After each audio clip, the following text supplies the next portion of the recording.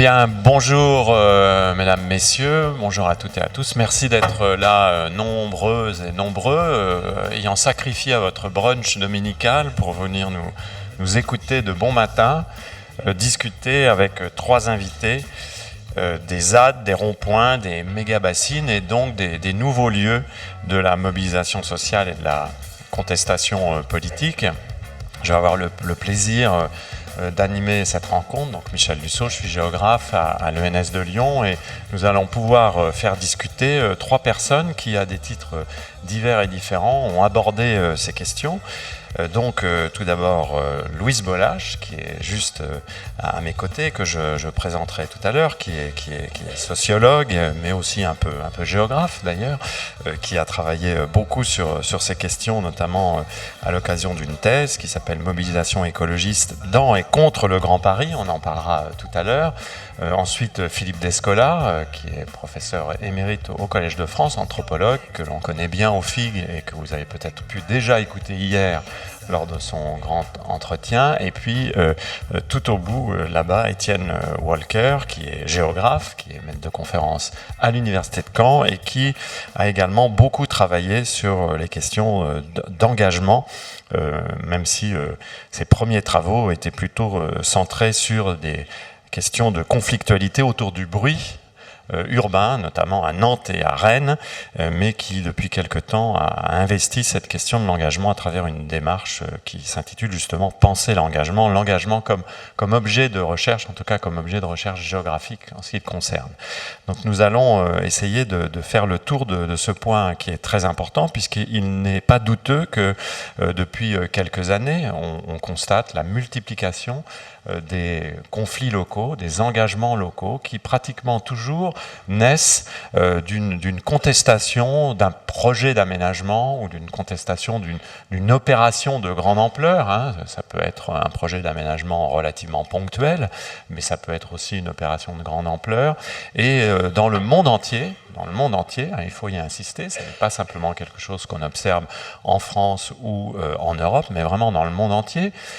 Et ça s'inscrit au demeurant dans une tradition dont l'histoire est plus longue qu'il n'y paraît. Il y a sans doute un peu un effet d'optique de croire que cela est particulièrement récent. En réalité, ce sont des mouvements en général assez ancrés historiquement, dans la plupart des situations que nous allons aborder. Donc dans le monde entier, on voit se multiplier ces formes d'engagement local ou de simple quidam des cohabitants, d'une situation de cohabitation qui se trouve être menacée par un projet, se réunissent, souvent sans forcément partager auparavant des engagements militants ou des investissements politiques au sens classique du terme, souvent de façon assez spontanée. Nous y reviendrons parce que cette spontanéité est un élément, je crois, très intéressant de ce type de mouvement. Hein. C'est une spontanéité qui renvoie à l'idée que ces personnes se mobilisent parce qu'elles estiment qu'il y a quelque chose qui ne peut pas être accepté dans l'ordre d'une atteinte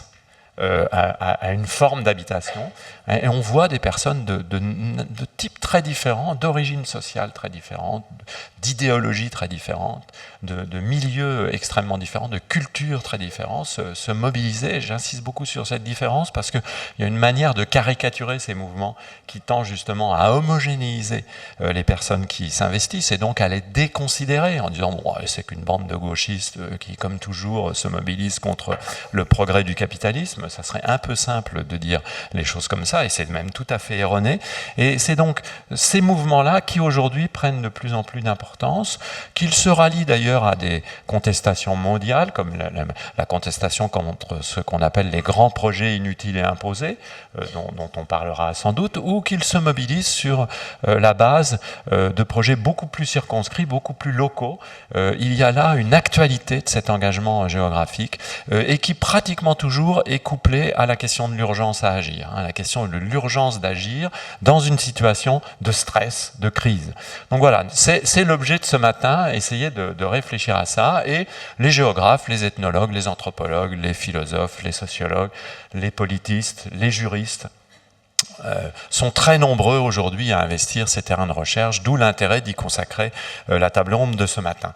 Je voudrais commencer par toi, Philippe, parce que ça peut être un peu curieux pour quelqu'un qui a suivi ton travail, qu'un anthropologue comme toi, ayant livré ses travaux d'anthropologie qui ont fait date, notamment par de la nature et culture, mais aussi tes réflexions sur la composition des mondes, tes réflexions sur l'image et son rôle dans l'organisation des sociétés, tu te sois récemment tourné vers ces formes d'engagement jusqu'à y consacrer une BD, alors qui n'est pas entièrement consacrée à cela, mais où cette question est importante, écrite avec Alessandro Pignocchi, l'illustrateur, qui s'appelle Ethnographie des mondes anciens.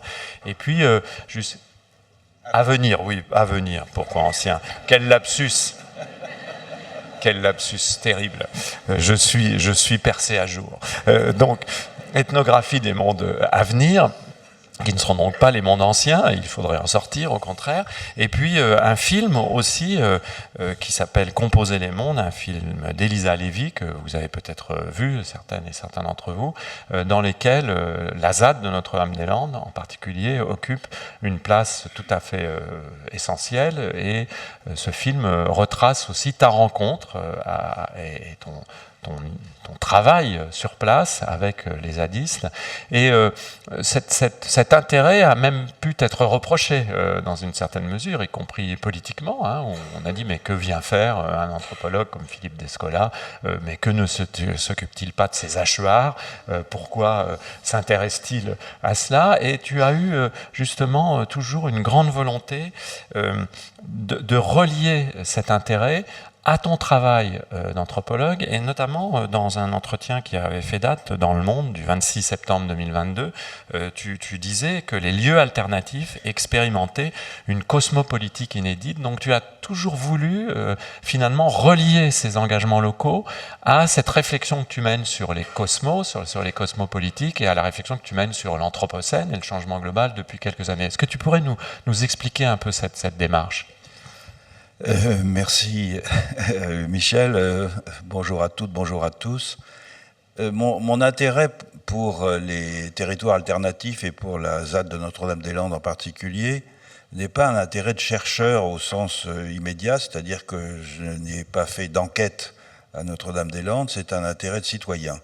C'est un intérêt de citoyen, mais qui est, et de militant peut-être, et qui est alimenté par une longue carrière de chercheur, où, comme tu viens de le dire, je me suis intéressé à la construction des cosmopolitiques, c'est-à-dire aux façons politiques de relier les habitants d'un monde et à faire se connecter des mondes entre eux. Cet intérêt, il s'est développé, tu l'as dit, essentiellement en Amérique du Sud, en Amazonie, et s'est développé dans l'observation et l'accompagnement des luttes de populations autochtones contre des menaces de spoliation territoriale qui, comme vous le savez, sont constantes et très nombreuses, menées dans des conditions de violence quelquefois insoutenables aux quatre coins de la planète. Et l'une des choses que j'ai toujours trouvé extrêmement intéressante, c'est la façon dont des populations autochtones inventaient des façons de concevoir leur rapport aux envahisseurs, à la colonisation, aux entreprises extractives, etc., qui combinaient à la fois des conceptions classiques de la cosmopolitique locale et avec une grande inventivité pour rendre celle-ci compatible avec les formes d'action politique admises localement. Il s'agissait donc pour ces populations de rendre audibles les formes d'organisation qui étaient les leurs et qui effectivement ne se limitaient pas à la gestion des humains ou à la gestion d'un patrimoine naturel, mais étaient fondées sur, depuis très longtemps, des manières de faire cohabiter dans un même espace des humains et des non-humains à travers un très grand nombre de médiations. Comment rendre cela intelligible pour non seulement d'ailleurs les exploiteurs, les envahisseurs, mais aussi pour les alliés, c'est-à-dire par exemple pour les ONG environnementales qui affluent de toutes les parties du monde pour prêter assistance à des peuples autochtones dont elles connaissent en généralement très peu les formes d'organisation et les manières de faire monde. Comment arriver à produire un langage qui soit nouveau, intelligible par tous et efficace dans la protection de leur base territoriale, le territoire n'étant pas ici conçu comme au sens westphalien, c'est-à-dire comme quelque chose de délimité, excluant autrui, uniquement occupé par des humains et sur lequel domine un certain régime de souveraineté. À la différence de cette façon de concevoir le territoire, beaucoup de populations d'abord mettent en avant le fait qu'ils ne possèdent pas la terre, mais ils sont possédés par la terre, c'est-à-dire que en fait la terre, c'est un sens un peu général, c'est-à-dire l'ensemble des êtres qui sont présents dans un certain espace et qui accueillent d'une certaine façon les humains sur cet espace et qui permettent aux humains de survivre, de vivre en tout cas dans cet espace. J'ai consacré une partie de ma carrière à essayer de comprendre ces phénomènes, et voilà que je découvre en France, à l'occasion d'une visite à Notre-Dame-des-Landes, organisée en particulier par Alessandro Pignocchi et par Elisa Lévy. Alessandro Pignocchi, avec qui j'ai écrit ce dialogue qu'il a illustré, Ethnographie des mondes à venir, et quelqu'un qui avait découvert les Achuars par mon intermédiaire il y a quelques années. Certains d'entre vous ont peut-être lu le récit qu'il donne de cette découverte dans une bande dessinée qui s'appelle Anent. Il avait lu mon livre Les Lances du Crépuscule, et il connaissait un peu l'Amazonie, mais il était passé à côté, au fond, de cette densité de vie que je m'efforçais de rendre vivace dans ce livre Les Lances du Crépuscule, consacré aux Achuars. Et donc il m'a demandé s'il pouvait... si je pouvais l'introduire chez les Achuars. J'ai enregistré donc une cassette en Achuar pour mes amis. Et il est parti là-bas, et cette bande dessinée, Anent, que je vous recommande, est le récit de sa découverte des Achuars dans les fêtes, après avoir imaginé ce qu'ils étaient en me lisant, avec les déceptions évidemment nécessaires qui accompagnent cette découverte, puisque 30 ans plus tard, les Achuars qu'il rencontrait n'étaient pas tout à fait ceux que j'avais connus. Et il m'a incité il était un compagnon de route de longue date, Alessandro, des zadistes de Notre-Dame-des-Landes, il m'a incité à y aller. Et là, j'ai découvert une façon d'habiter qui m'était familière dans la pratique, parce que je connaissais des Achuars et par la lecture de ce que j'avais lu d'ethnographie d'autres populations dans le monde, une façon d'habiter tout à fait originale et nouvelle, et qui était fondée à la fois sur des choses qui ne pouvaient que me ravir, c'est-à-dire me ravir en tant qu'ancien militant, comme les gens de ma génération d'extrême gauche, mais ayant renoncé au marxisme-léninisme, accablé par disons, le caractère complètement illusoire de ce que une révolution marxiste-léniniste avait comme conséquence. J'étais ravi de découvrir à la fois des gens qui luttaient contre le productivisme, contre le consumérisme, qui cherchaient à établir des liens de solidarité et de vivre ensemble dans la joie et dans le partage sur un territoire qui avait été arraché aux griffes d'un grand projet pharaonique et inutile, et puis qui aussi s'identifiait profondément à ce territoire, aux non-humains en particulier, d'une façon que j'avais trouvée très originale pour ce que je connaissais de la vie rurale en France et en Europe. Et ça m'avait d'autant plus frappé, et ça continue à me frapper, que la plupart des zadistes que j'ai rencontrés étaient des gens qui venaient plutôt de milieux urbains, c'était des gens qui avaient fait des études supérieures, c'était pas des paysans. Il y a des paysans évidemment dans la ZAD, ce sont les premiers occupants qui ont demandé le secours de militants qui viennent les aider lorsque le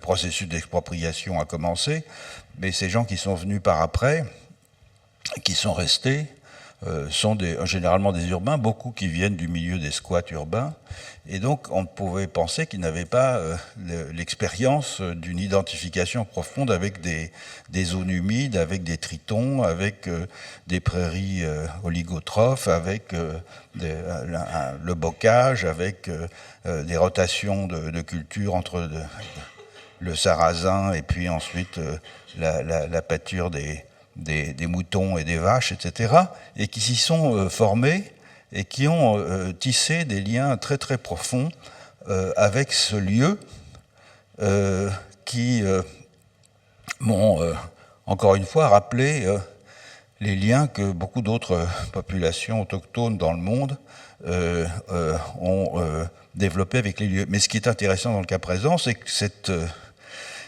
j'ai parlé de population autochtone, là il n'y a pas d'autochtonie au sens classique, c'est une élection.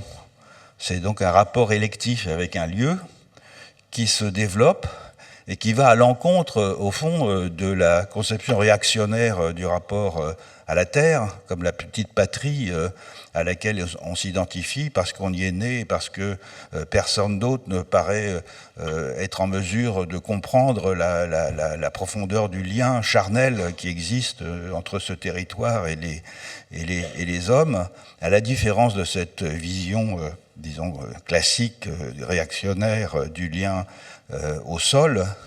Là, c'est un lien électif qui se construit peu à peu, à la fois dans le partage avec des êtres, des autres qu'humains, dont on considère qu'ils vous accueillent dans un lieu et qu'on leur doit des égards, et avec des humains qui ont collectivement décidé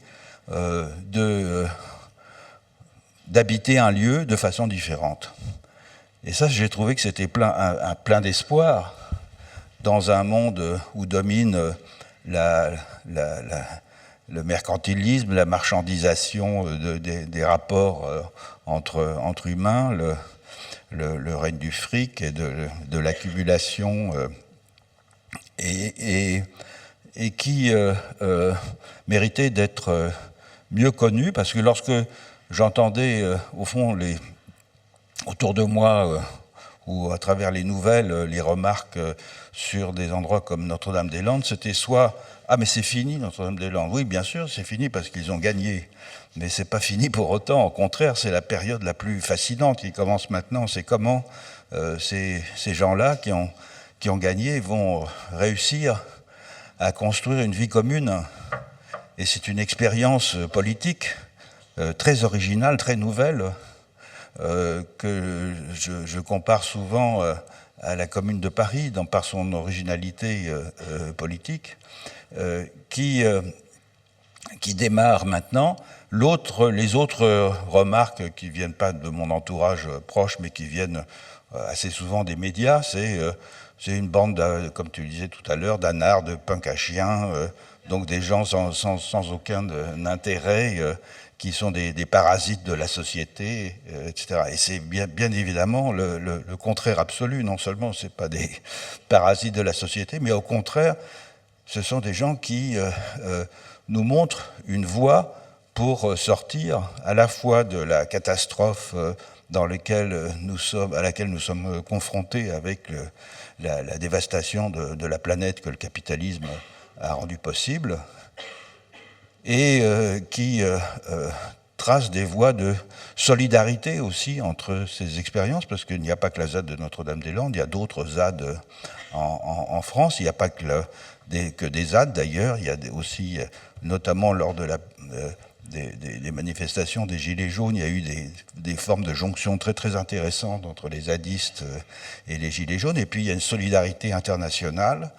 À la ZAD, il y a un lieu qu'on appelle l'ambassada, qui est un lieu où sont reçues les délégations d'autres territoires alternatifs dans le monde, que ce soit les apatistes ou le Rojava du Kurdistan syrien. Et cette idée que des tâches d'autonomie se déploient un peu partout en France, en Europe et dans le monde est assez satisfaisante, parce que c'est une alternative au développement du libéralisme autoritaire tel qu'on le connaît en France, mais aussi partout en Europe, fondé sur l'idée de l'inéluctabilité des lois du marché.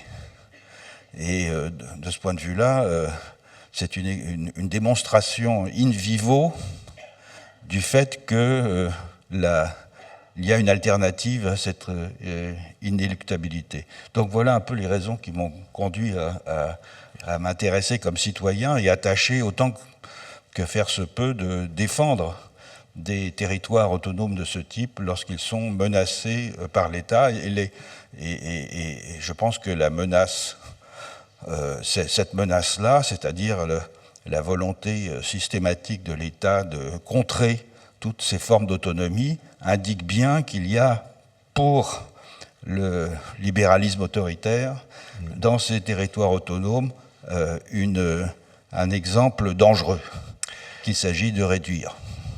Merci Philippe de cette explication précise, mais je pense que c'était important qu'on comprenne ta démarche. D'abord, on voit qu'un grand chercheur peut aussi être un citoyen. Hein.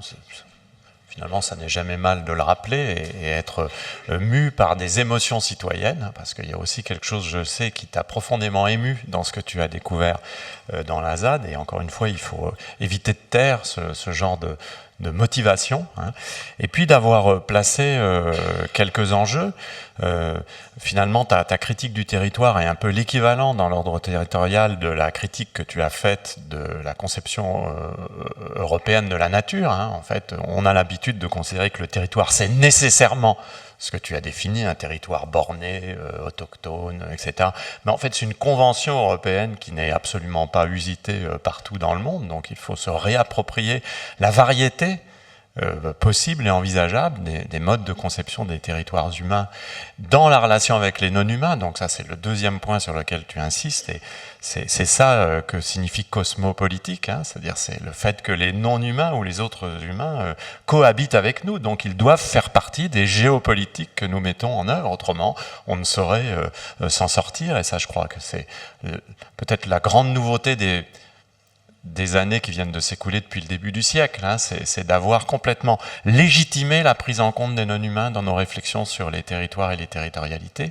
Et puis un autre point qu'on abordera peut-être dans un deuxième temps, c'est ce que tu évoques sur la nécessité pour les hachoirs ou pour d'autres de trouver des voies qui permettent de crédibiliser l'engagement politique, hein, c'est-à-dire de transformer une simple réaction à un scandale suite à un projet qui paraît inutile, transformer une réaction en procédure, en processus politique. Ça, je trouve que c'est très important.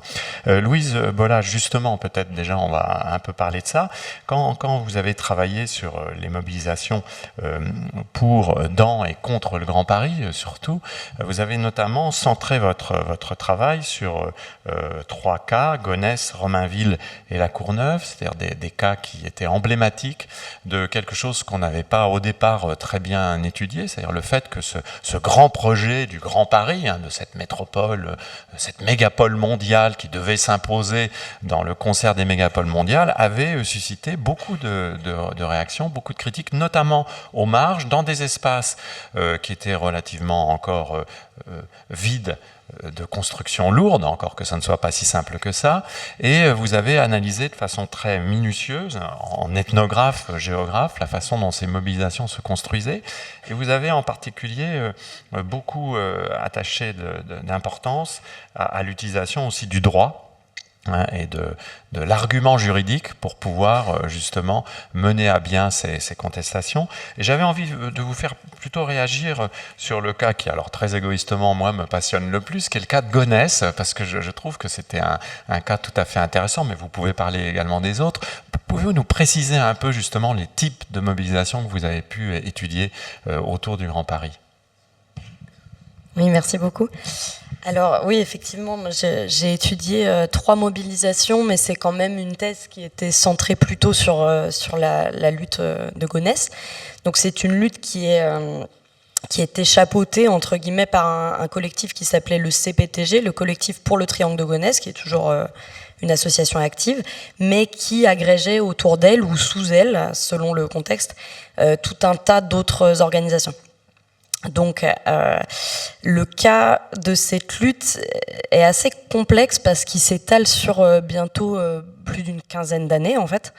Donc, la période sur laquelle j'ai fait mon enquête, il s'agissait de lutter contre un grand projet d'aménagement qui s'appelait Europa City et qui était une sorte de condensation de tous les aspects les plus arriérés de l'aménagement tel qu'il est combattu aujourd'hui par les mobilisations. C'est-à-dire que c'était à la fois donc des terres agricoles, c'est un peu le cas de base du triangle de Gonesse, c'est que c'est un ensemble de terres agricoles qui est situé entre Aulnay-sous-Bois et Gonesse, donc entre le 93 et le 95, dans la banlieue parisienne.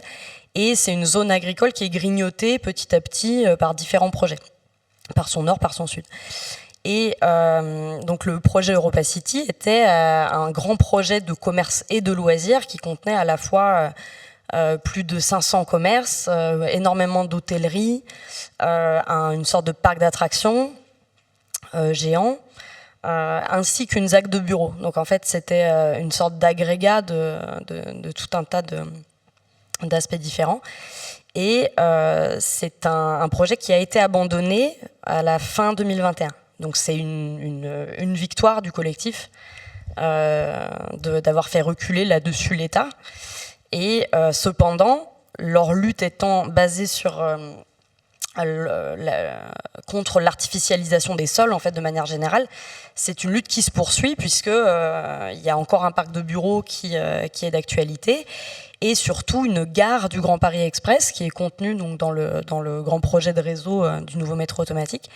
Et une grande partie de la communication du collectif, des actions de sensibilisation qu'ils ont pu produire, était justement autour de ça. C'est-à-dire qu'on allait produire une gare en plein champ qui n'allait pas desservir finalement d'habitants qui auraient besoin de ces transports publics par ailleurs, ou du moins que les existants soient améliorés, et qui allait être une gare à quasiment 1 kilomètre des premières habitations.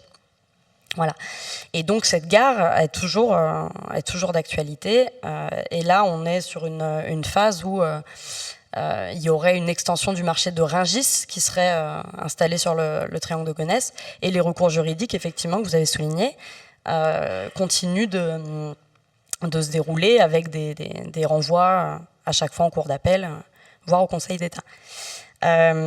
Effectivement, toutes ces luttes dans le Grand Paris, ce qui est intéressant, c'est de voir à quel point sont des zones qui sont concernées par des enjeux communs, même si c'est pas forcément apparent aux premières gares, mais en fait sont concernées d'abord par l'arrivée de transports dans des endroits qui pouvaient être assez mal desservis. Par ailleurs, sont des zones sur lesquelles on voit naître énormément d'opérations de promotion immobilière, qui sont concernées de manière un peu globale par un enjeu de gentrification qui se base sur ces deux aspects différents, donc l'arrivée des transports et les dynamiques immobilières. Il y a tout un tas de projets, par exemple, de rénovation de friches industrielles ou commerciales qui visent à créer des projets qui qui appelle à certaines classes aussi, qui pourraient être tentées du moment que c'est accessible et qu'il y a toute cette vie culturelle qui va commencer à naître, ou à naître en tout cas dans leurs attentes spécifiques, qui pourraient être amenées à sortir de Paris et à investir là-bas. Donc ça, c'est un peu la toile de fond qui relie toutes ces luttes, dont Gonesse. Et donc ce qui était intéressant là-dessus, et ça rejoint un peu l'idée des lieux inattendus de la contestation qui nous occupe ici, c'est qu'en fait, spécifiquement sur Gonesse, on est vraiment dans le cadre d'un lieu qui est très peu hospitalier. Alors, je ne sais pas si certains d'entre vous sont déjà passés sur le triangle de Gonesse, dans le cadre de la lutte ou pour une autre raison, mais on est vraiment dans un cadre qui est tout sauf bucolique, qui est tout sauf comme un paradis perdu, quoi. En fait, on est entre un nœud autoroutier et 2 aéroports, coincés par des zones logistiques et commerciales.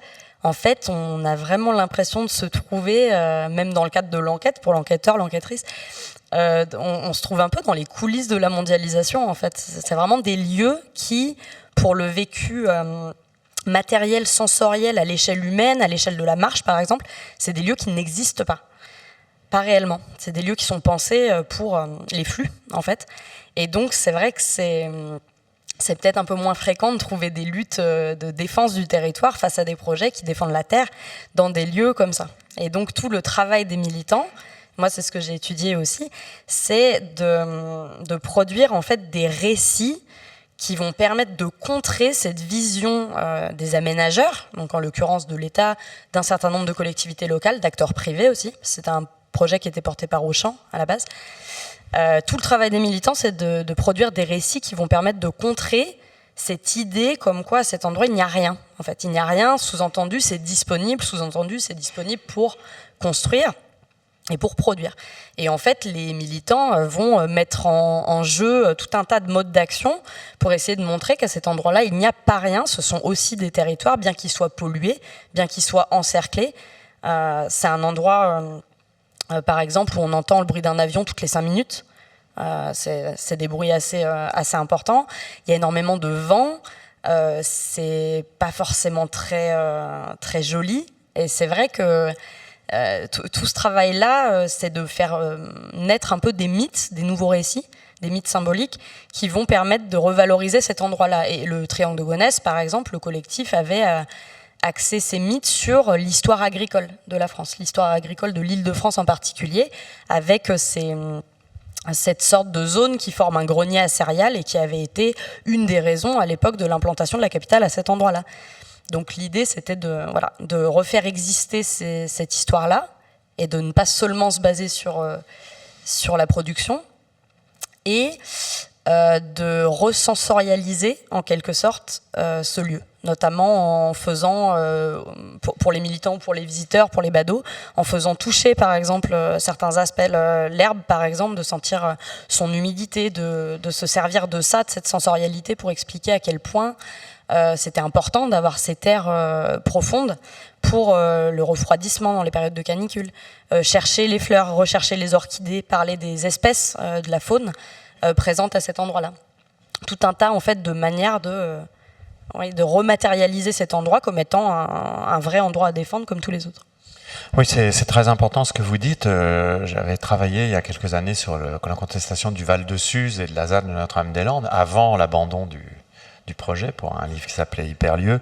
Et à Notre-Dame-des-Landes, j'avais été frappé par la multiplication des actions menées par les zadistes pour raconter le territoire, pour travailler sur ses limites, ses marges, mais ses franges, mais aussi ses perméabilités, ses relations avec l'extérieur, pour donner consistance à une territorialité qui n'allait pas de soi, parce qu'à Notre-Dame-des-Landes, ça n'allait pas de soi non plus au départ.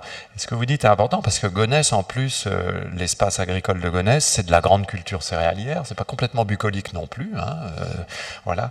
Et il faut donner de la substance à cette territorialité. Et il y a donc un travail narratif, et on pourrait dire peut-être, on va le voir, je pense, avec toi, Étienne, que un des travaux majeurs des activistes, c'est à partir d'une indignation face à un projet, c'est petit à petit, par le récit, de donner de la consistance au lieu, au territoire. C'est véritablement territorialisé par le récit. par la manière de raconter. Et ça, de dessiner, de représenter, de photographier, faire que le territoire tienne, en quelque sorte, à travers la capacité des humains qui le cohabitent avec des non-humains, de le raconter. Et je trouve que c'est très intéressant aussi ce que ça dit pour nous, géographes ou anthropologues, sur la façon dont les individus structurent leur rapport au territoire et leur habité. Justement, si on parle de lieux improbables, Étienne, on peut peut-être venir vers toi pour parler des mouvements des Gilets jaunes, parce que tu as notamment fait un gros travail avec un collègue pour essayer de localiser très précisément, de cartographier même les mobilisations Gilets jaunes à partir de 2018 et leur évolution ensuite dans le temps.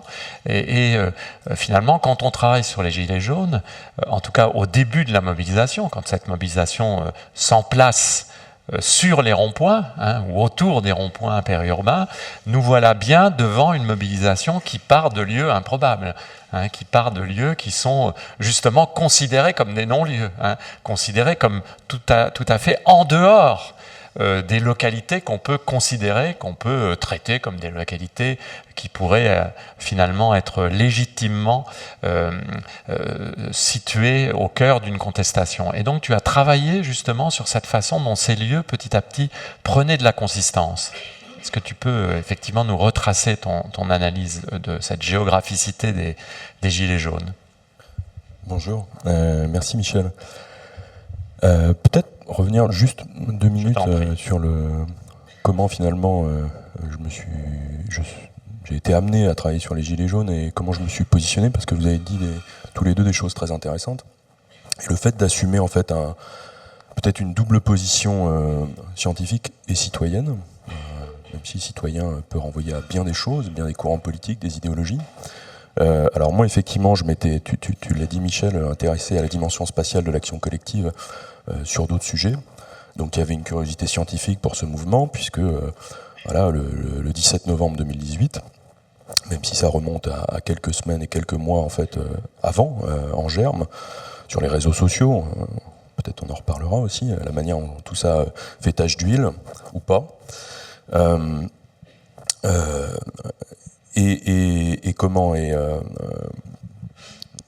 donc voilà, une curiosité scientifique dans des lieux inattendus, je vais y répondre après, depuis des segments de population qui étaient plutôt jusque-là à l'écart du politique, ou dans des marges de la politique à la rigueur, on pourrait y revenir aussi, et donc tout un tas de phénomènes, un répertoire d'action aussi qui était censément disruptif, innovant, et tout un tas de phénomènes qui donc attisaient cette curiosité scientifique. Et puis, sans tomber dans l'égo-géographie, d'un point de vue citoyen, effectivement, moi j'ai été socialisé à gauche, je suis syndiqué, mais dans ma trajectoire de vie, j'ai été amené, notamment professionnellement, à vivre en fait ces espaces, alors, non pas forcément de mobilisation, mais de vie des Gilets jaunes, je pourrais y revenir, et notamment dans l'Orne, qui est un territoire désindustrialisé, vieillissant, en proie aussi à des difficultés de mobilité collective, et moi-même, allant jusqu'au bout des choses, amené à prendre mon véhicule thermique, à pratiquer l'autosolisme, etc., pour me rendre sur mon lieu de travail depuis la petite ville que j'habite, ou des fois les allers-retours entre Caen et Alençon, puisque j'enseigne à l'IUT d'Alençon. Et donc tout ça me travaillait quelque part, et m'inciter dans les logiques aussi de travail collectif que tu as pu esquisser, puisque au-delà de Pierre Blavier, en fait, je le dis une bonne fois pour toutes, mais tout un collectif de chercheurs qui ne sont pas du tout que géographes, ce qui me permet aussi d'aborder la question de savoir qu'est-ce qui légitime en tant que géographe, en fait, notre intérêt scientifique pour ces objets-là de mobilisation, ce qui ne va pas de soi, ce qui engage une épistémologie particulière qui est en train de se construire, me semble-t-il, sur la base de plein de choses, et de disciplines, et de sous-disciplines et de sous-champs bien différents. Et donc voilà, il y a cet intérêt qui a fait que, alors pas tout à fait sur l'acte initial, mais on s'est déplacé avec beaucoup de gens, beaucoup de collègues, y compris des précaires, beaucoup de précaires, pour aller au contact des Gilets jaunes. Alors, il y avait cet enjeu aussi à éviter de tomber, me semble-t-il, sur le fait de ça a été aussi esquissé, de parler les militants. Depuis notamment, je vais être peut-être un peu cash, mais depuis certaines tours d'ivoire, qu'elles soient académiques ou médiatiques, notamment d'éditorialistes. À propos des Gilets jaunes, beaucoup de choses ont été dites, et parfois très peu empirisées, avec des fois des vues surplombantes, pour pas dire plus.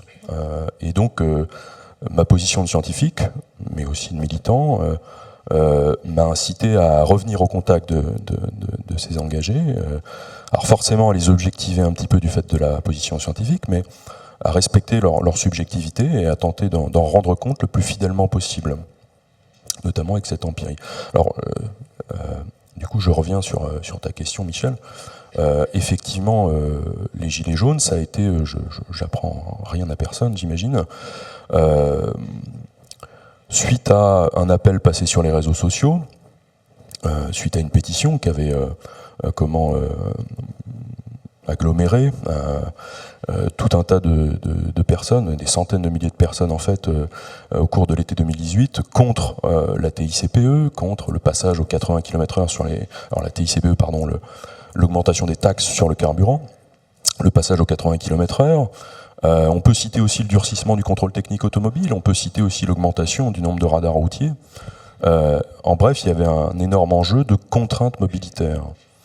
Et je profite aussi de le dire, je pense qu'on aurait tort de penser le mouvement des Gilets jaunes comme un mouvement anti-écologique. On pourra y revenir. Mais plutôt une forme de conséquence de peut-être ce que la transition va induire en termes de conflictualisation de nos sociétés. En positif comme en négatif par rapport à cette transition. Et donc, suite à cet appel, qui était relativement labile, contrairement au degré de politisation qui ont dû vous occuper tous les deux, pour le dire rapidement, les Gilets jaunes, notamment au début, c'est 40% de gens qui n'ont pas d'expérience militante préalable, qui n'ont jamais été manifestés, qui n'ont jamais exercé leur droit de grève. Et donc ça, en fait, je pense que c'est à relier cause ou conséquence, mais à la labilité des mots d'ordre initiaux pour le pouvoir d'achat, contre la contrainte mobilitaire. Et cette labilité, je pense qu'elle a aussi été catalyseur du nombre impressionnant d'actions. J'en arrive à te répondre, Michel, pardon, je fais des détours. En gros, rien que sur l'acte initial, le ministère de l'Intérieur a compté quelques 2000 points de rassemblement. Donc, pour le coup, sans commune mesure, avec des atomisations qu'on avait pu constater en France, les dernières plus grandes, parce que justement, on est plutôt sur des lieux de centralisation de la mobilisation, dans ce qui vous occupe chacune. Me semble-t-il, cette relocalisation du politique, c'est aussi un terme que tu as évoqué, Michel, peut-être qu'on en trouve les traces les plus récentes dans le mouvement des places, et notamment dans Nuit debout, même si déjà c'est très centralisé en fait, à l'échelle des métropoles dont tu as parlé, dans ces espaces publics. Alors que là, pour vraiment te répondre, on était sur... alors tu as dit des non-lieux en citant Auger, on peut carrément citer Télérama, c'est la France moche. Ce sont ces zones d'activité, ces zones commerciales, ces ronds-points, et toute cette infrastructure... Louis, tu as parlé d'infrastructure, complètement. En fait, le début du mouvement des Gilets jaunes, c'est l'infrastructure routière, c'est les flux. C'est tout ce qui permet ce capitalisme mondialisé. Je me rappelle que les premières discussions qu'on avait eues avec les collègues politistes et sociologues, notamment bordelais autour de Magali Della Souda, ça a été ça, de se dire que finalement, le sabot dans la machine de l'ouvrier au XIXe siècle, au début de l'Anthropocène, du Capitalocène, est-ce que c'était pas la palette ou le corps lui-même d'ailleurs mis sur le rond-point pour bloquer ces flux? Alors, est-ce que c'était politisé comme ça? Est-ce que c'était conscientisé comme ça? Vous l'avez esquissé aussi, toute la politisation du mouvement, elle a été extrêmement forte, d'autant plus qu'on partait de ce socle de 40% de primo-contestataires. Mais voilà, elle s'est faite petit à petit jusqu'à arriver, et peut-être qu'on retrouve ici une construction scalaire du politique comparable entre les mouvements. Elle en a fini par aller à remettre au premier plan du champ politique et de la contestation en France, à investir l'Arc de Triomphe, à investir jusqu'à un ministère à coup de Fenwick, la préfecture du Puy-en-Velay. Bon, ça, ce sont des extrêmes qui ont été, on va le voir aussi peut-être, Il y a sûrement eu des mises en urgence un petit peu, une compétition des mises en urgence finalement. Hein. On passe d'une urgence écologique à une urgence à en discuter, à discuter de la justice de la transition, à une mise en urgence du fait de faire cesser les violences, et puis à une urgence peut-être de faire cesser les violences policières, et puis on en termine finalement en termes de séquençage à une urgence sanitaire qui en fait prive d'une certaine manière cette fin du mouvement. Voilà, j'ai été long, mais je vais peut-être m'arrêter là. En tout cas, ce que tu dis qui est tout à fait intéressant, c'est que ce mouvement qui commence sur des non-lieux de la France moche, hein, donc ces 2000 ronds-points que personne ne pouvait considérer auparavant comme autre chose que des espaces fonctionnels et qui deviennent des espaces politiques, occupés pour certains pendant des semaines, voire des mois. C'est quelque chose qu'on a oublié, mais il y a des ronds-points qui ont été occupés plus d'1 an en fait, peut-être pas continuellement, mais au moins les week-ends, avec des permanences, des gens qui dormaient sur place, qui faisaient des feux de palette, qui organisaient des réunions, etc. Ce qui était une chose qu'on n'avait jamais constatée en France depuis très longtemps, en tout cas comme ça. On est passé à une contestation plus localisée, dans une certaine mesure, qui a été tranchée par la pandémie et par le confinement. Et il y a donc eu une géographie gilet jaune d'une très grande complexité, hein, qu'on a sans doute sous-estimée dans un premier temps.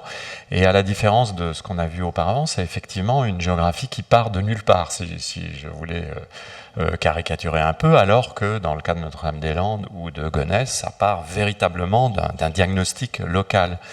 Mais finalement, et c'est ce que tu faisais en faisant allusion au sabot dans la chaussure, hein, c'est-à-dire le sabot que l'ouvrier mettait dans le mécanisme pour bloquer le sabot dans la machine, pardon, mettait dans le mécanisme du métier textile pour bloquer le métier textile. Il y avait quelque chose de cet ordre, hein, dans le mouvement Gilets jaunes. On bloquait ce que l'on considérait comme, par ailleurs, indispensable à la réalisation de sa vie quotidienne. Ce qui est quand même assez étrange, hein, quand on y passe, et qui traduit un véritable malaise, hein, dans l'habitation. Il y avait évidemment ce caractère très spécifique, mais, et Philippe, je voudrais revenir vers toi, il y a quelque chose que tu as dit qui me paraît aussi être présent dans toutes les contestations locales qu'on peut examiner depuis quelques années, et qu'on retrouvait dans les mouvements Nuit debout, ou Indignés, ou Occupy, c'est le fait qu'à partir d'un lieu,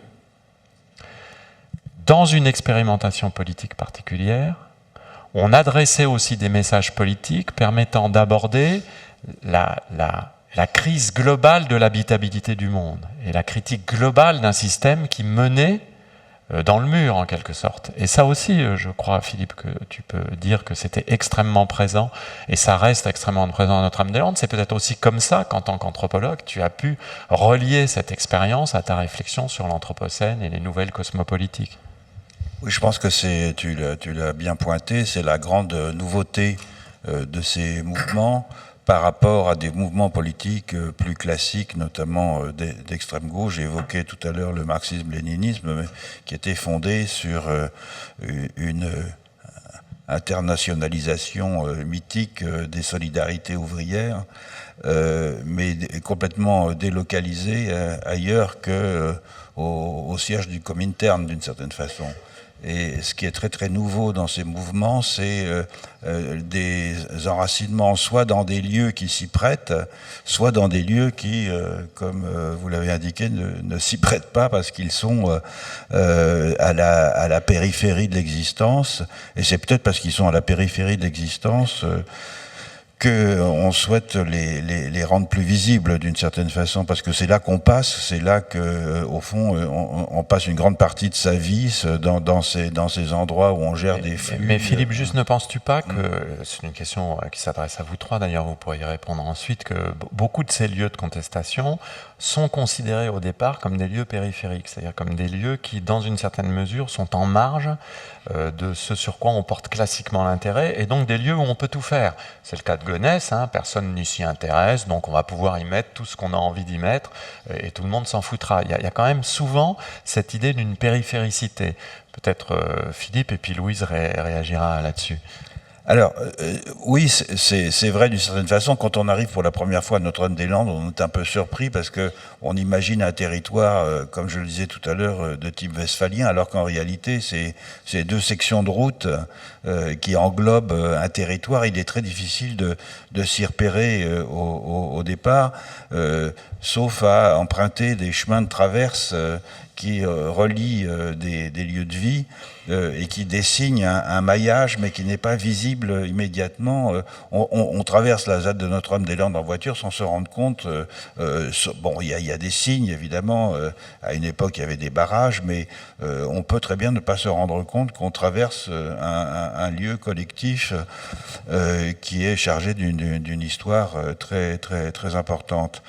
Je pense que c'est une situation, encore une fois, nouvelle de réappropriation de lieux dont on pouvait penser qu'ils étaient périphériques ou marginaux, et qui vient, en ce sens-là, trancher sur la façon dont, dans d'autres régions du monde, des populations autochtones visent à se protéger de la spoliation en insistant sur le caractère fondamental des lieux que ces populations protègent.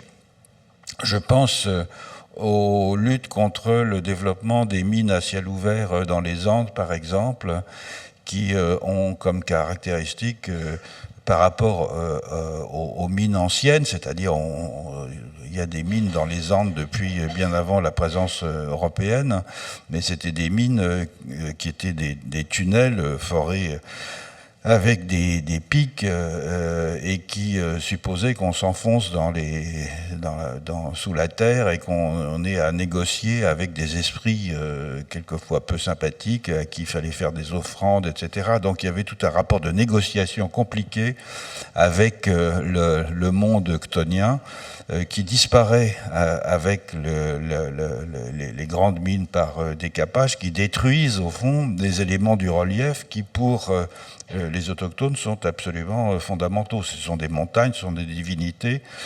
Et là, il y a un élément de centralité rituelle en particulier, parce que beaucoup de ces montagnes sont des lieux où se déroulent des rites qui tranchent sur la récupération de ces zones périphériques qu'on évoquait à l'instant, et qui tout d'un coup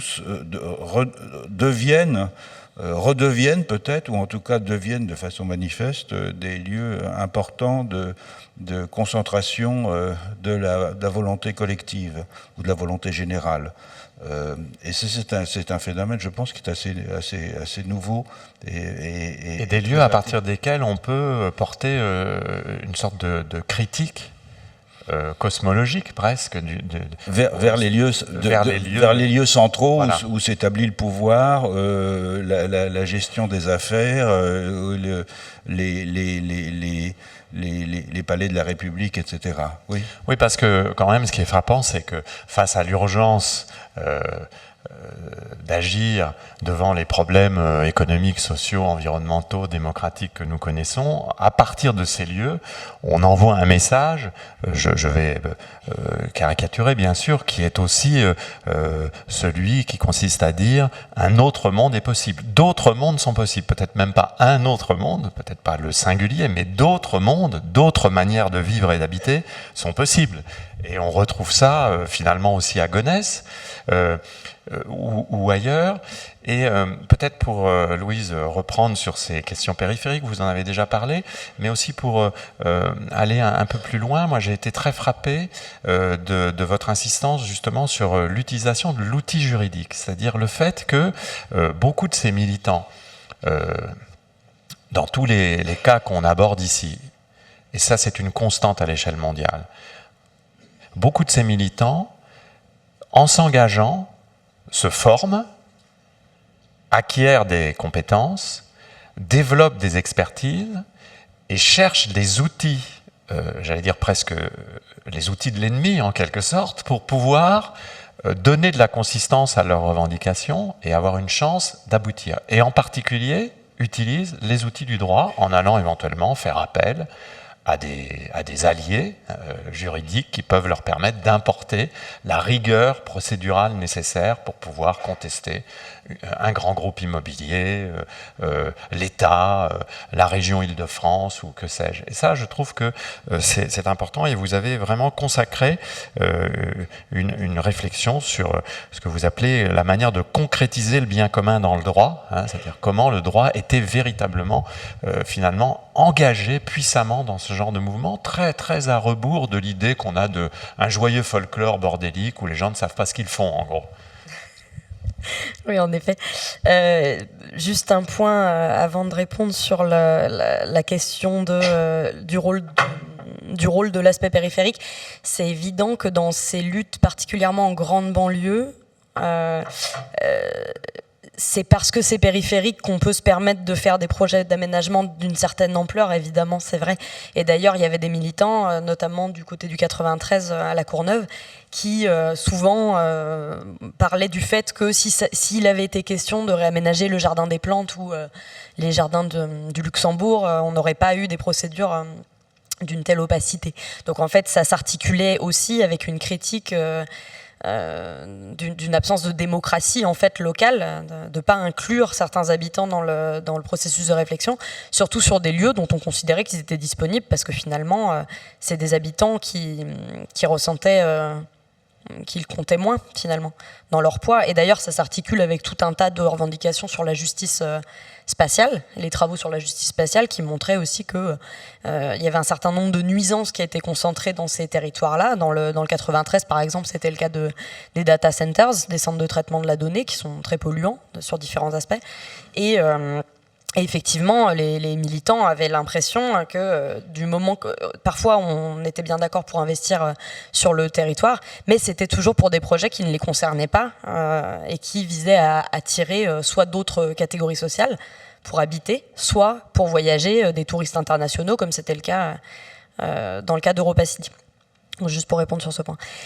Sur l'usage du droit, en effet, moi, ce que j'ai mis en conclusion de mon travail, finalement, c'est que même si on consacre des pages et des pages à l'articulation de tous les modes d'action, à la diversité de ces modes d'action, au fait que il y a pas mal de militants dans ces luttes écologistes qui ont vécu un virage, en fait, dans leur mode d'action, qui sont partis de répertoires qui étaient très légalistes et qui sont passer un peu du côté de la désobéissance civile à force d'années à utiliser des leviers qui ne fonctionnaient pas et à force d'années à pas être entendus. Malgré tout ça, ce qui apparaît, c'est que le mode d'action juridique, il était absolument central si on veut espérer obtenir une victoire légale, concrète sur un projet d'aménagement. Ce qui n'est pas nécessairement l'objectif de toute mobilisation. On ne peut pas juger toutes les mobilisations à l'aune d'une réussite sur le plan légal, hein, mais c'était le cas de celles que j'ai étudiées. Et effectivement, le volet juridique, il est absolument indispensable. Et c'est là que dont les sociologues aiment bien quand même rappeler que c'est jamais n'importe qui se retrouve dans les mobilisations, malgré tout.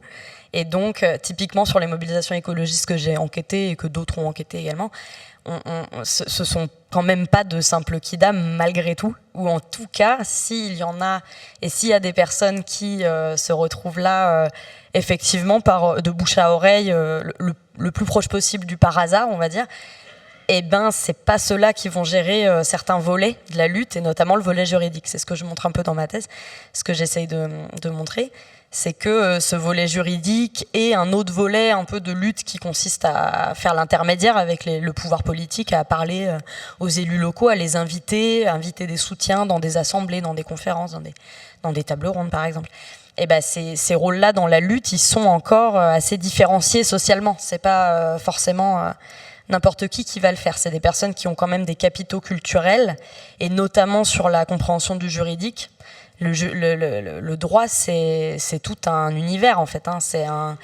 C'est des modes particuliers de pensée, c'est un langage très particulier, pas seulement un vocabulaire, mais une façon de présenter les choses et de les faire dialoguer qui, en fait, certains se retrouvent en familiarité avec ce langage-là et d'autres pas. Et donc c'est un des aspects qui entre guillemets qui discrimine le plus à l'intérieur d'un collectif. Effectivement, c'est des personnes qui vont avoir un certain capital, pas forcément issu de métiers du droit, mais de métiers qui ont un rapport avec l'apprentissage, avec l'oralité ou avec l'écriture. Et ça reste même aujourd'hui assez clair. Après, et bien sûr qu'il y a des parcours d'apprentissage, et bien sûr qu'il y a des personnes qui se forment au fur et à mesure du temps, mais ça va être des parcours quand même assez longs où on a participé à plusieurs luttes locales, et puis au bout d'un moment, on sait comment rédiger ça. De ce point de vue-là, si nous avions plus de temps, on pourrait vraiment discuter de ça. Je me demande si, dans le cadre des mobilisations périparisiennes que vous avez étudiées, il n'y a pas un effet mégapolitain qui contribuerait peut-être à expliquer qu'on trouve là moins de diversité sociale que dans d'autres mouvements qu'on a pu documenter. Je pense notamment aux travaux de Léa Sébastien, travaux très importants où cette géographe définit le concept de résistance éclairée, justement, où elle insiste sur la façon dont des collectifs très composites, très hétérogènes dans des mobilisations locales rentrent dans un processus de formation commune et réciproque en faisant aussi appel à des expertises. C'est intéressant de voir comment dans les soulèvements de la terre, cher Philippe, que tu connais bien pour les accompagner,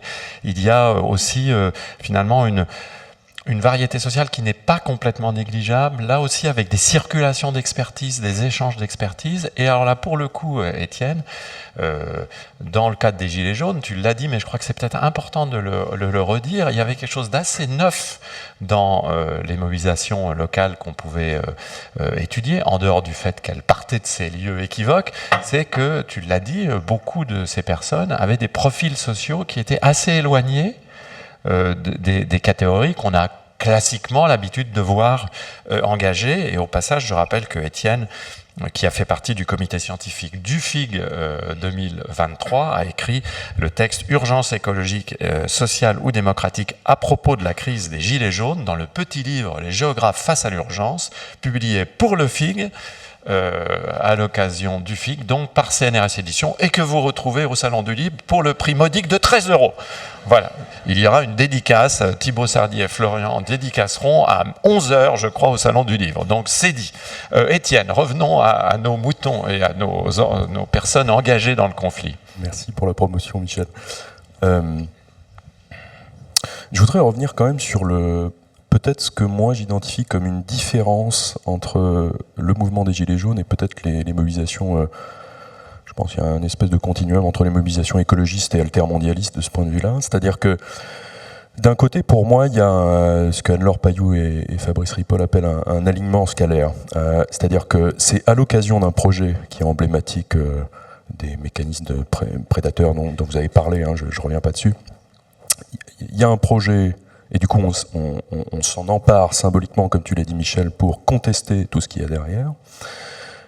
Et du coup, la géographie, entre guillemets, est orientée de ce point de vue-là.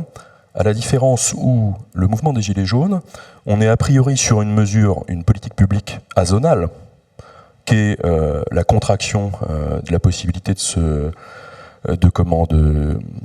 mobile et d'être automobile, et qui a bien sûr une géographie, c'est-à-dire que qui a été touché, et c'est là où je vais peut-être te répondre plus spécifiquement, Michel, des gens pour qui c'était un impératif économique.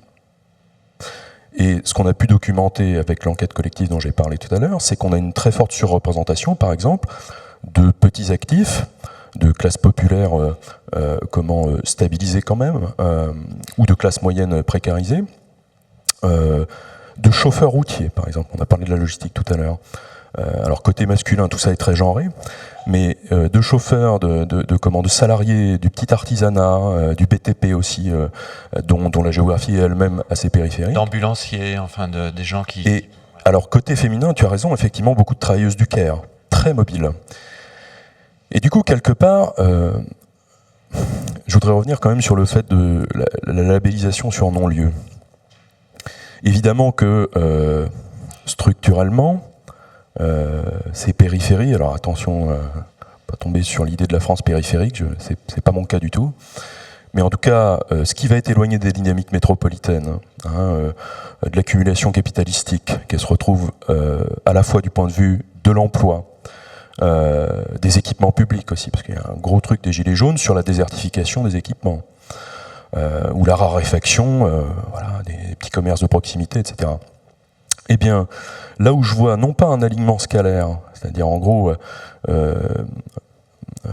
se mobiliser dans des espaces qui sont signifiants et dont on n'est pas maître de cette géographie, là j'y vois une construction scalaire du politique, c'est-à-dire qu'en fait, on va délibérément se mobiliser dans des espaces qui sont effectivement structurellement non signifiants, des non-lieux, pour les réinstituer au premier plan de la scène politique. Et là aussi, en fait, on a pu le documenter, quelques chiffres, parce que ça me paraît très important. Et une relocalisation qui est un peu différente de peut-être celle dont on a discuté jusque-là, en fait. Stéphanie de Chazelle et Maurice Olive parlent de politisation du proche. On a pu documenter que 90% des mobilisés sur les ronds-points le faisaient à 20 km de chez eux. 20 km. Alors évidemment, il y a une question de praticité, hein, c'est tout l'enjeu de la sociologie de l'action collective, de voir les possibilités d'action et de se mobiliser, y compris dans des segments populationnels qui a priori sont peu dotés en capitaux militants, économiques, etc. Contrairement à d'autres, tu l'as pointé Louise. Eh bien en fait, il y a vraiment donc ce côté pratique, ce côté rassurant aussi, puisque la connaissance c'est quoi ? C'est une possibilité de se dire non pas je vais monter à Paris et je vais être très impressionné parce que j'ai pas d'expérience des cortèges syndicaux, etc. Mais je vais le faire dans des lieux que je vais pratiquer et dans le cadre professionnel et qui renvoient à des styles de vie tout à fait particuliers. Qui sont ceux aussi de la consommation, pas mal dans ces zones voilà, Mangin, quoi, la ville franchisée, la consommation de masse, mondialisée, etc. Mais pas que, hein, je ne vais pas tomber dans la caricature ou l'exotisation ou le misérabilisme, loin s'en faut, mais des espaces qui sont signifiants pour eux. Et donc, sur le côté centre-périphérie, effectivement, structurellement, mais dans les vécus des populations, chez les intéressés, c'est tout sauf de la périphérie, ou en tout cas, c'est censé ne plus l'être. Et en fait, c'est un message envoyé justement à ces pouvoirs centralisés parisiens qui sont fortement altérisés. Et en gros, c'est un message de non, on a besoin de dignité dans le travail, on a besoin de plus de services publics, etc. etc. Voilà, je voulais juste préciser ça. Oui, c'est important. Je crois que le mouvement Gilets jaunes a montré à ceux qui voulaient l'ignorer, ils sont assez nombreux d'ailleurs, que ce que je pourrais appeler la condition périurbaine était en fait centrale. Hein, c'est le moment où le 40% de périurbain. Voilà, devient central. Voilà, 40% de poids urbain. Et 20% d'habitants des petites villes. Et tu as montré dans des cartes la cartographie des localisations, circum-centres commerciaux, avec des lieux qui sont en fait des lieux qu'on aurait tort de considérer comme non-lieux. Moi, je pense que non-lieu est un concept qui ne tient pas, malgré tout le respect que je dois au travail de Marc Auger. C'était au contraire des lieux extrêmement significatifs, emblématiques. Ils ne sont non-lieux que si on ne s'intéresse pas à l'habité périurbain. Hein. Donc, c'est aussi comme ça que les recherches permettent de révéler un certain nombre de choses qu'on n'a pas l'habitude d'observer. Avant de vous passer la parole, peut-être, Philippe, une réaction assez brève, mais je crois que c'est important, et c'est évidemment le travail de Louise sur le droit qui m'y fait penser. Une dernière fois que nous avons discuté, c'était justement sur cette question de l'attribution de droits, en particulier aux non-humains. Et là aussi, peut-être que c'est intéressant que tu nous redises à quel point ce mouvement mondial, qui consiste à essayer de conférer des droits juridiques aux non-humains, est très souvent extrêmement présent dans ces luttes locales. C'est le cas Notre-Dame-des-Landes, c'est le cas à Gonesse, etc. On dit, mais en fait, nous ne pouvons pas penser uniquement pour nous les humains, il faut aussi considérer les sujets non humains, y compris dans un certain nombre de droits qu'il faudrait leur reconnaître. Oui, le droit, c'est le vocabulaire structurant de la vie sociale moderne, et je comprends tout à fait ce que vous disiez à propos de l'importance du droit dans ces mobilisations. Toute une génération dont je fais partie avait tendance à penser que le droit, c'était une codification de la domination des classes dominantes, justement. En réalité, le droit est beaucoup plus plastique, malléable et souple qu'on ne peut le penser, à la fois dans ses conditions de production, ce que montrent des jeunes juristes comme Sarah Van Uxem, par exemple, pour le droit de propriété, ou Marie-Angèle Hermite. Mais aussi, il est un enjeu éventuel de lutte politique, non pas pour le droit des non-humains en général, ou le droit de la nature, la nature, j'ai cessé de le répéter, c'est une abstraction, donc donner des droits à une abstraction, ça ne fait pas avancer très loin. L'exemple de l'Équateur, qui est le premier pays à avoir dans sa constitution donné des droits à la nature, montre bien que les résultats pratiques sont très faibles, puisque sous le régime de Correa, qui était le président qui a porté cette réforme constitutionnelle, la plus grande partie de l'Amazonie a été attribuée à l'industrie extractive, notamment chinoise. Ce qui est beaucoup plus important, c'est de donner des droits, non pas à des espèces, comme ça a été, c'est un débat qui dure depuis pas mal de temps, qui me semble être au fond une extension de l'individualisme moderne, et de l'anthropocentrisme à des espèces qu'on vient coopter dans le club des humains, d'une certaine façon. Et donc ça ne change pas grand-chose. En revanche, donner des droits ou une personnalité juridique à des milieux de vie me paraît extrêmement intéressant. C'est un mouvement qui est en train de se développer de façon très importante, avec des exemples très connus comme celui du fleuve Wanganui en Nouvelle-Zélande, la Trato en Colombie, la Magpie au Québec, et récemment du Mar Menor en Andalousie.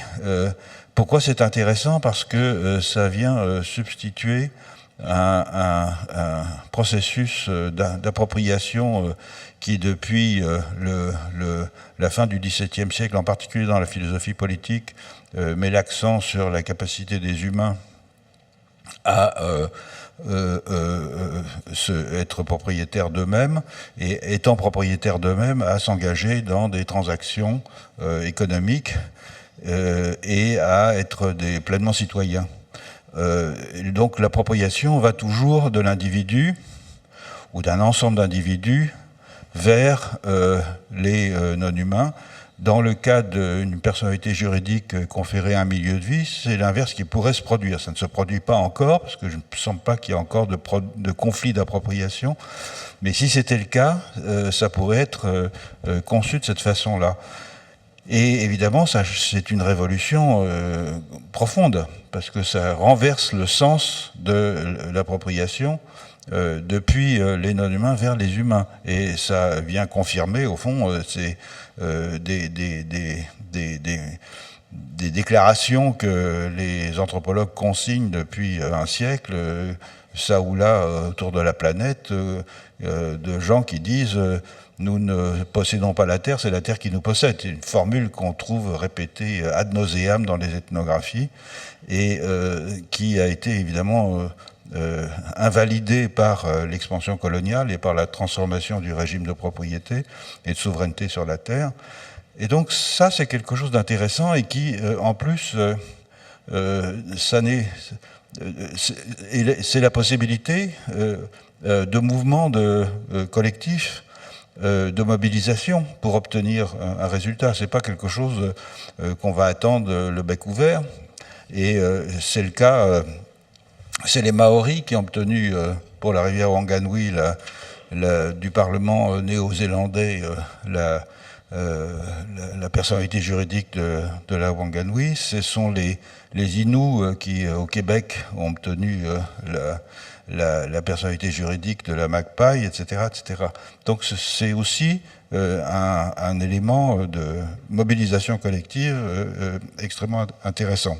Donc j'observe avec beaucoup d'intérêt ce processus, et j'ai un peu accompagné le Parlement de Loire, qui vise à donner une personnalité juridique à la Loire. Je sais qu'il y a d'autres mouvements, y compris en France. Le caractère centralisé de notre pays fait que les possibilités de donner une personnalité juridique à un milieu de vie paraissent plus lointaines en France que dans d'autres pays d'Europe, mais tout n'est pas perdu. Un des artisans du Parlement de Loire, où il s'agissait de réfléchir à la personnalité juridique de l'hydrosystème Loire. Nous sommes retrouvés dans cette aventure. Camille de Toledo, l'écrivain, mène maintenant un projet à Nantes, dans le cadre de l'Institut d'études avancées de Nantes, qui s'appelle l'Internationale des rivières, où il s'agit justement de réfléchir à tout cela. Si j'avais des responsabilités au FIG, je consacrerais volontiers une saison du FIG à cette question du droit et de la manière dont le droit rentre aujourd'hui dans les logiques territoriales, et je pense que ça passionnerait le public, parce que contrairement à ce qu'on croit, c'est absolument pas abstrait, et ça parle des questions les plus immédiates que nous ayons à traiter. Mais bon, comme je n'ai aucune responsabilité au FIG, je ne fais que parler en l'air. Nous avons des micros qui circulent dans la salle, et vous pouvez donc poser des questions pendant quelques minutes, s'il vous plaît. Si il ne vous plaît pas, moi j'ai encore un répertoire de questions, je vous en prie. Des questions courtes, si possible.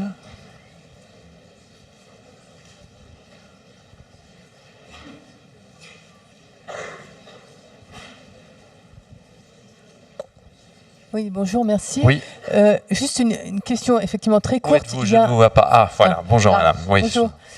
Il y a un mot qui était dans le titre de la conférence que je n'ai pas entendu, c'est méga-bassine. Oui. Alors, le mot méga-bassine y était pour faire une liste complète, mais il se trouve que les personnes que nous avons réunies ne se sont pas intéressées véritablement aux questions des méga-bassines dans leur travail empirique, et ce qui nous paraissait important, c'était aussi de montrer que lorsqu'on aborde ces questions-là, on ne renonce pas à la rigueur de la démarche des sciences sociales. Hein. C'est-à-dire que ce ne sont pas des choses qui renvoient simplement à un engagement militant, mais à la volonté de comprendre un phénomène, même si, comme Étienne l'a dit, il y a des dimensions qui sont liées parfois à l'expérience personnelle. Mais est-ce que quelqu'un d'entre vous se sent de répondre sur les mégabassines? Moi, je veux bien, mais je préférais que ce soit les invités qui le fassent. Louise.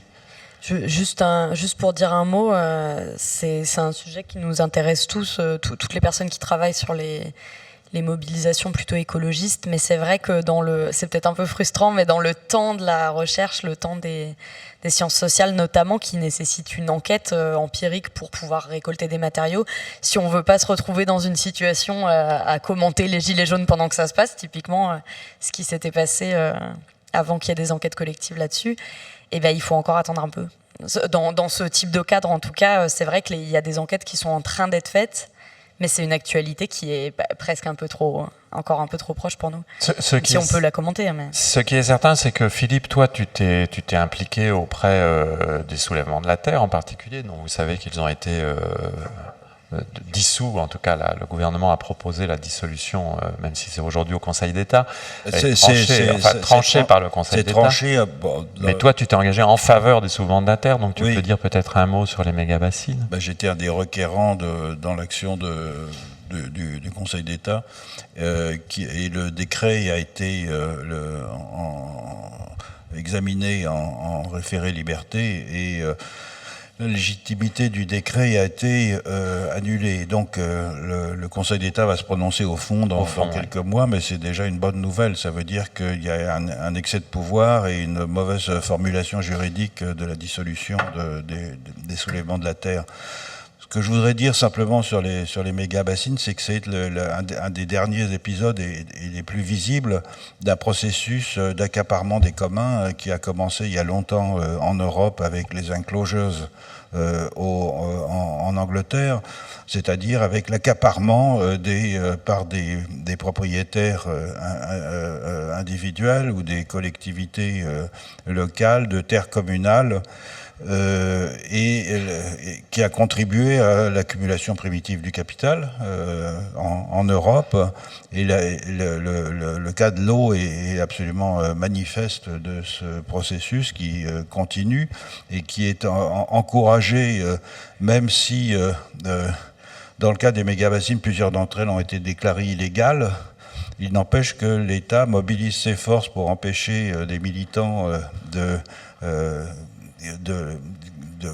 que ces méga-bassines fonctionnent, plutôt que de contribuer à leur démantèlement lorsqu'elles sont déclarées illégales. Donc c'est pour ça que le droit est important, c'est qu'il faut faire valoir le droit aussi de façon effective, y compris par la résistance active, comme c'était le cas à Sainte-Soline.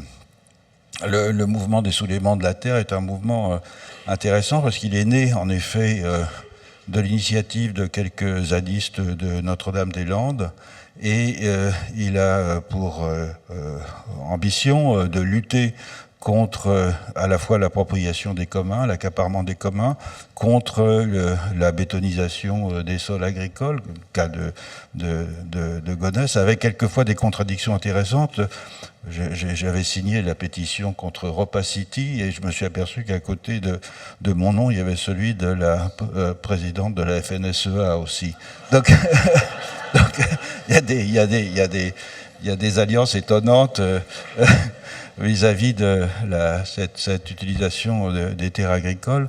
Et ce mouvement a connu une expansion considérable, et je pense que le décret de dissolution n'a pu que contribuer à son succès, puisque le jour de la dissolution, des centaines de milliers de personnes ont signé une pétition pour protester contre le décret de dissolution, qu'une centaine de comités locaux se sont créés, attestant au fond du bien fondé de ce mouvement et manifestant le désir de beaucoup des gens qui s'engageaient ainsi à participer aux luttes contre l'accaparement. Donc c'est un élément d'un processus plus général d'accaparement des communs. Dans le monde entier, on ne connaît pas, par exemple en France, le nombre de retenues d'eau. C'est impossible à comptabiliser. L'endroit où il y a le plus de projets récents de type bassine ou retenue d'eau collinaire, ça n'est pas dans les Charentes, c'est en région Rhône-Alpes, notamment pour les retenues collinaires, pour les stations de sport d'hiver. C'est lourdement financé d'ailleurs par notre bien-aimé président de la région Auvergne-Rhône-Alpes, qui a considéré qu'il s'agissait d'un financement absolument vital pour conserver le rapport de la moyenne montagne touristique à la neige. Et ça pose d'énormes problèmes dans le monde entier. Donc c'est vraisemblablement cette question de l'accaparement de l'eau, un des très grands sujets des 10 prochaines années. Les mégabassines, c'est un point particulier, mais on retrouverait ça absolument partout. Et nous sommes au devant d'une crise de l'eau qui va s'avérer vraisemblablement majeure. Donc merci d'avoir évoqué cela par votre question.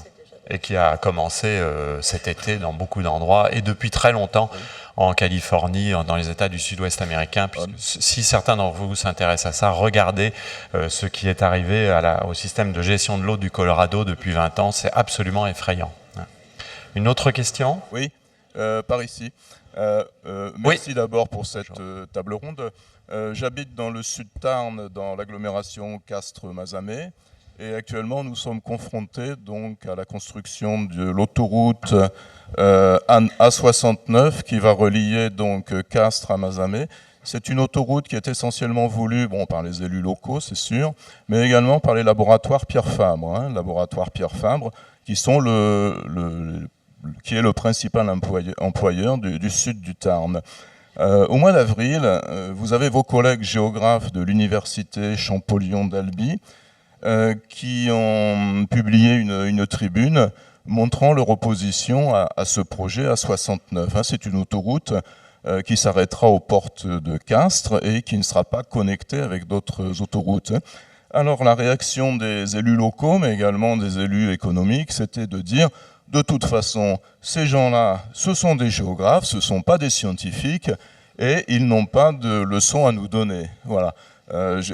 Pour remettre un petit peu en place, si vous voulez, la perception qu'ont certains décideurs de notre discipline. Voilà. Bon, je ne partage pas cette opinion, bien entendu. Je voulais également évoquer, toujours à propos du Tarn, que l'année prochaine, on va commémorer le 10e anniversaire de la mort de Rémi Fraisse sur le site de Sivens, barrage donc, qui a été fortement contesté à l'époque. Merci. Donc il n'y avait pas de questions, mais merci de rappeler ce projet A69. Madame, je vois une main se lever là-haut, peut-être une dernière question, parce qu'ensuite certains ont peut-être un programme chargé. Oui, bonjour. Vous m'entendez là ? Oui. C'est bon, d'accord. Alors moi j'ai une question à vous poser sur comment vous projetez la suite, puisque si je regarde par exemple, est-ce qu'il y en a parmi vous qui sont allés regarder ce qui se passe à Bure ? Et comme l'industrie nucléaire va se développer encore davantage, est-ce qu'il y a des réflexions et des projections sur les oppositions locales qui risquent de se développer dans ce domaine-là ? Louise.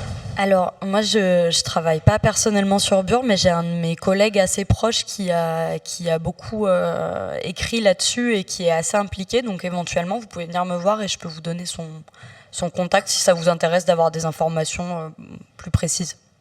Étienne, peut-être ce qu'on constate, c'est effectivement une montée en puissance de l'intérêt des sciences sociales et pas simplement des géographies pour essayer d'investiguer de façon extrêmement rigoureuse ces mouvements locaux. C'est-à-dire qu'il y a vraiment une actualité scientifique de ces questions qui me paraît tout à fait réelle. Oui, je l'ai esquissé tout à l'heure, l'étude des mouvements sociaux, de l'action collective en général, mais spécifiquement des mouvements sociaux, c'est un objet traditionnellement approprié par la sociologie politique, la science politique et l'histoire politique. Donc, je ne vais pas vous mettre un tunnel sur la dimension spatiale de l'action collective, mais il y a un réel enjeu, une réelle plus-value d'autres savent beaucoup mieux que moi le faire. Louise, je t'entends sourire, tu vois de qui je parle, mais il y a vraiment une plus-value géographique, et donc il y a quelque part dans le champ académique, à la fois entre disciplines et dans la discipline aussi, il y a des champs très voisins, même en géographie, la géopolitique. Je pense aussi aux collègues par exemple qui sont spécialistes du nucléaire, que j'ai pu entendre avec beaucoup d'intérêt lors d'autres conférences, et donc j'ai perdu le fil de ta question, mais oui, il y a un réel enjeu, peut-être d'autant plus effectivement de la conflictualisation non seulement écologiste ou sur fond de transition écologique, typiquement le cas des Gilets jaunes. Voilà, je vous propose que ça soit le mot de la fin et de remercier nos trois intervenants.